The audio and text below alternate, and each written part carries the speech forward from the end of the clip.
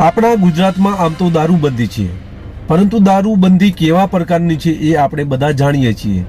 માત્ર ગુજરાતમાં દારૂબંધી કાગળ ઉપર જ છે તેવા પુરાવા આપણે અનેકવાર મીડિયાના માધ્યમથી, સોશિયલ મીડિયાના માધ્યમથી અને શહેરોમાં તેમજ સરકારી કચેરીઓમાં કામ કરતા કેટલાક બેવડાઓને જોતા આપણને એવું લાગે કે ગુજરાતમાં માત્ર કાગળ ઉપર જ કાર્યવાહી થાય છે, અને ખરેખર તો આવું જ છે. આવો જ એક બનાવ અમદાવાદમાં સામે આવ્યો છે. આ ડ્રાઈવર જે બસનો ડ્રાઈવર છે અને આ બસનો ડ્રાઈવર પેસેન્જર ભરી અને જ્યારે મેઘાણીનગરથી નીકળે છે ત્યારે આ પેસેન્જરો છે એ પેસેન્જરોના જીવ અદ્ધર થઈ જાય છે, કારણ કે આ બેવડાએ દિવસે દારૂ પી લીધું છે અને પેસેન્જરો પણ આ ગાડીમાં બેઠેલા હતા. તેનો વિડીયો અમારા સુધી આવ્યો છે, તો આ પ્રથમ વિડીયો જોઈએ, ત્યારબાદ ચર્ચા કરીએ. શું થયો? બોલો બોલો. કેમ બોલતા નહીં?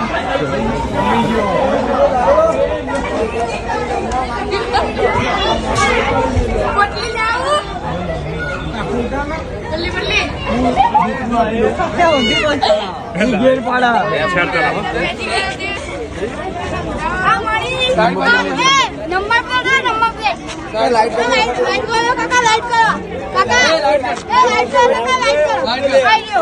ધીરે ધીરે 1FT.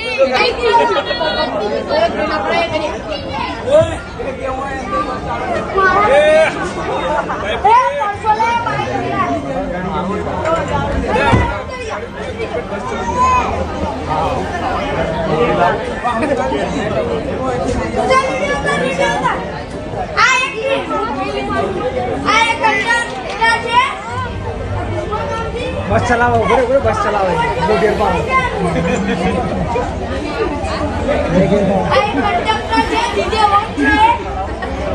વિડીયો જોયો એ મુજબ આ અમદાવાદના મેઘાણીનગરથી ધુમા જવા માટે AMTS ની આ બસ નીકળી હતી અને તેમાં મોટી સંખ્યામાં પેસેન્જરો પણ હતા.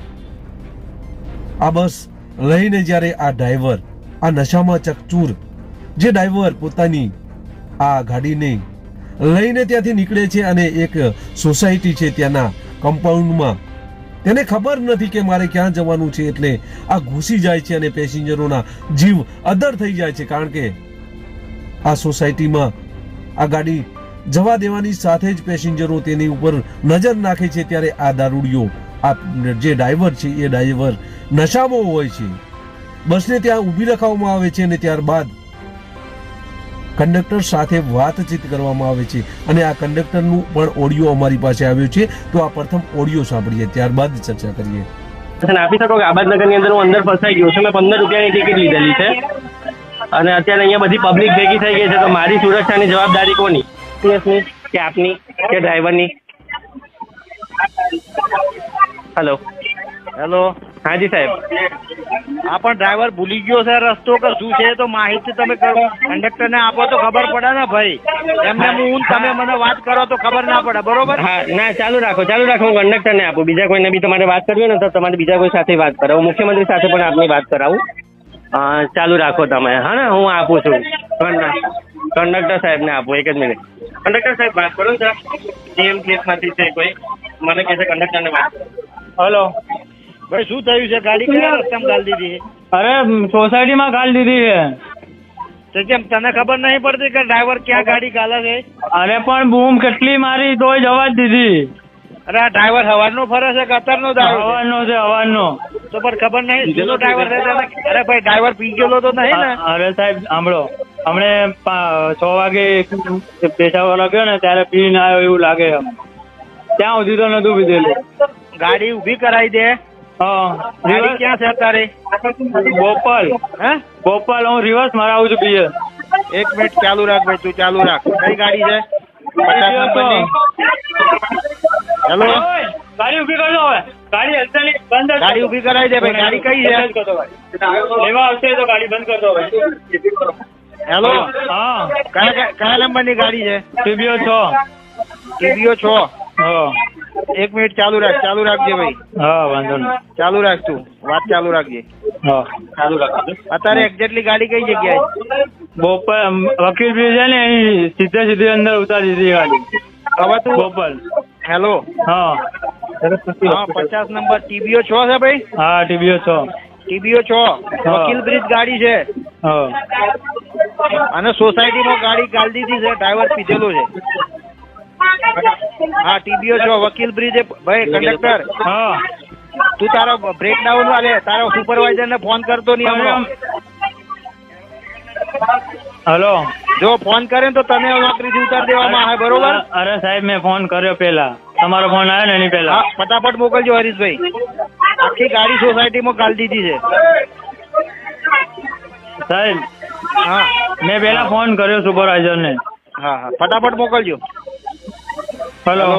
પેલા મેં ફોન કર્યો સુપરવાઇઝર ને. તે હું કહી તને સુપરવાઇઝર? એ કે બીજા સુપરવાઇઝર ને ફોન કરો. હે? બીજા સુપરવાઇઝર ને. હવે બીજા કોઈને કરતો નહીં. ગાડી ઊભી કરાવી દે, ત્યાંથી હટાવતો નહીં ગાડી. ગાડી હટાવવાની અહીંયા જ પડી છે. બરોબર, પેસેન્જર ને બીજી ગાડી બેહાડ દે. રસ્તો બંધ છે, આવે છે 10 મિનિટમાં. પેસેન્જર ઉતારી દે બધા. હેલો, હા, તું ગાડી અહીંથી હટાવતો નહીં ને તને ઉતારી દે હું. હવે ગાડી અહીંયાથી ક્યાંય નહીં જાય. હા હવે પ્રવાસી ના ભાઈ ફોન. એ અવાજ ના કરશો લ્યા. હાલે ભાઈ ના ફોન. હેલો. હેલો, હાજી સાહેબ, મને કમ્પ્લેન નંબર આપી દો ને તમે. કમ્પ્લેન નંબર ના મળે. ગાડી ફ્લાઇંગ ની ગાડી આવે છે. તમારે ઉભા રહેવું હોય તો ઉભા રહી શકો છો. એક minute, complaint number. Complaint number મારી વાત તમે આટલા જેન્યુન સાંભળો મારી વાત. હા, બોલો બોલો તમે બોલો. આટલા જેન્યુન વ્યક્તિ છો, બરોબર? તમને એટલો એનો ચહેરો જોઈને તો ખ્યાલ આવી જાય કે ભાઈ પીધેલો છે એમ. સાહેબ, મારે ડ્રાઈવર નો ચહેરો જોઈને બસમાં ના ચડવાનું હોય ને. અરે એવું નહીં યાર, તમે એવું ના હોય. તમે બસમાં બેઠા પછી તમને ખબર પડી કે ભાઈ આ રફ ડ્રાઇવિંગ કરે છે, બરોબર? સાહેબ, ખ્યાલ મારા આવવો જોઈએ ને કે ભાઈ ડ્રાઈવર પીધો છે કે નહીં.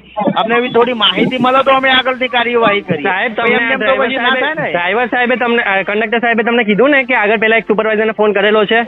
હા, કીધું કે નહીં? તો ત્યારે તમે એક્શન કેમ એના લીધા? સુપરવાઇઝર ને ભાઈ IMTS ને નહીં ફોન કર્યો એને, બરોબર? હા, એને આવી થોડી માહિતી તમે આલો તો એના પરથી ખબર પડે. આટલા 60 જણા હતા, 60 જણાને એક્સિડન્ટ થઈ જાય તો જવાબ કોણ આપત? એમટીએસ આપત? આ 60 જણા તમે એના પર ક્લેમ સાથે તમે લોકો સાથે આવી રીતે રમત રમવા માંગો છો? મને કમ્પ્લેન નંબર આપો તમે. અત્યારે મેં ઓનલાઈન કમ્પ્લેન કરી છે. મેં આ ફોન કરીને તમે ફ્લાઇંગની ગાડી આવે છે ભાઈ, બરોબર? ફ્લાઇંગની ગાડીની મારે રાહ ના જોવાની હોય. મેં તમને ફોન કરીને કમ્પ્લેન કરી છે. મને કમ્પ્લેન નંબર જોઈએ છે અત્યારે. મને ગોળ તમે ના ફેરવો. એમટીએસ ના ચેરમેન ને ઓળખું છું. એમટીએસ ચેરમેન નો નંબર આપો મને. તમે નંબર ના લઈ શકતા હો તો ઓળખો તો તમે કરી લો ને, પણ તમારી મને પાસે હોય તો. કમ્પ્લેન નંબર આપો. મારે જે બરોબર. રીતે જવાતું હોય ટોલ ફ્રી નંબર ઉપર કમ્પ્લેન કરીને એ રીતે હું આગળ વધી રહ્યો છું. મને તમે બોલો, મને નંબર આપો. જણાવો, રૂટ નંબર જણાવો, હા, તમારું નામ. TBO 6 ગાડી નંબર 50 નંબરની ગાડી હતી. મેઘાણીનગર થી ગુમા ગઈ. હા, મેઘાણીનગર થી ગુમા ગામ. હા, હા, મારું નામ વૃષાંક જાની, સામાજિક કાર્યકર. બીજું કઈ પરિચય શું નામ આપું? વૃષાંક જાની. ભાઈ, માપમાં રહેવાનું. વૃષાંક તમારી જાની. કાર્ય કરતા હોય ને તો ઓવરલોડ નહીં કરવાનું. તમારે બી ભાઈ. ઓવરલોડ માપે નહીં જ રહેવાનું, કરવાનું. બરોબર? તમને ત્યાં બેસાડ્યા છે શેના માટે? કે જનતાના જવાબ આપવા માટે. હા, તો હું ક્યાં જવાબ નહીં આલતો તને ભાઈ? તમે મને ઊંધું ચડાવો છો કે તારે ડ્રાઈવરનું મોઢું જોઈને બેસવાનું ને ડ્રાઈવરનું મોઢું જોઈને મારે અરે મોઢું જોઈને બેસવાનું એવું તને નહીં કહ્યું ભાઈ. તમે જ મને કીધું કે ડ્રાઈવરનું મોઢું જોઈને અરે બેસવાનું. તમને મોઢું જોઈને તો ખ્યાલ આવે ને કે ડ્રાઈવર પીધો છે કે નહીં પીધો, એટલો તો ખ્યાલ આવે કે નહીં? તમને એવું કહેવા માંગુ છું ભાઈ. તમને મોઢું જોઈને બેસવાનું નહીં કહ્યું. મોઢું જોવા જવું કે એને પીધેલો છે કે નહીં? હા, તો એટલો તો થોડો ખ્યાલ આપવો પડે ભાઈ. કમ્પ્લેન કરો તો થોડી માહિતી પૂરી આપો તો વધારે સારું રહે. હા, લો આપી કમ્પ્લેન મેં તમને. આ તમારી કઈ આવી ગાડી? હા, આ ફ્લાઇંગ. ના, આ ફ્લાઇંગ ની ગાડી બોલો ભાઈ, નથી. નામ બોલો તમારું. હા, વૃષાંક જાની. વૃષાંક. હા, વૃષાંક જાની. કોન્ટેક્ટ નંબર બોલો. લખી લો 5 નંબર. 5 નંબરની કમ્પ્લેન. હા, ઓકે, આપનું શુભ નામ સાહેબ? Telephone operator. ઓકે. સરકારમાં આવા ડ્રાઈવરોની ભરતી થઈ છે, એટલા માટે અકસ્માતો વધી રહ્યા છે. પેસેન્જરોના જીવ જોખમમાં છે.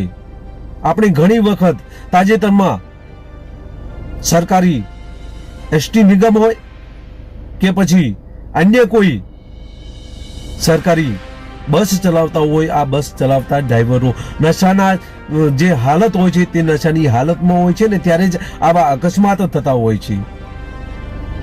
ત્યારે પેસેન્જર ભરેલી આ બસની જવાબદારી પણ આ ડ્રાઈવરની હોય છે. અને જ્યારે આવું ધોળા દિવસે જ્યારે આવા ડ્રાઈવરો આવી નશાની હાલતમાં હોય ત્યારે પેસેન્જરોનું શું, આવા અનેક સવાલો ઊભા થતા હોય છે. ત્યારે સરકાર દ્વારા આવા ડ્રાઈવરોને હાંકી કાઢવા જોઈએ, અથવા તો જો અકસ્માત આવા ડ્રાઈવરોના લીધે થશે અને પેસેન્જરોનું કચાણદાર વળી જશે, ત્યારે જેમ રાજકોટમાં મોટી સંખ્યામાં જે લોકોના મોત થયા છે તેમ આ રીતે બસમાં પણ આવા નશામાં ચકચૂર ડ્રાઈવરોને લીધે અકસ્માતના લીધે મોત થાય તેવી શક્યતાઓ જોવા મળી રહી છે.